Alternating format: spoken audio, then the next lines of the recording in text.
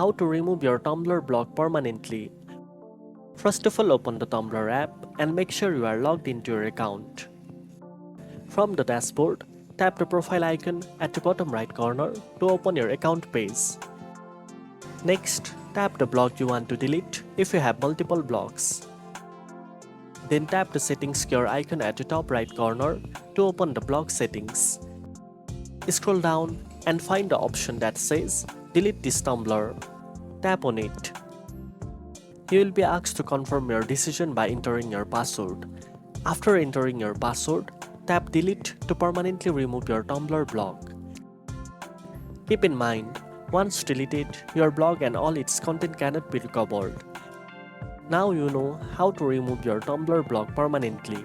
If you found this video helpful, don't forget to like, share and subscribe for more tech tips.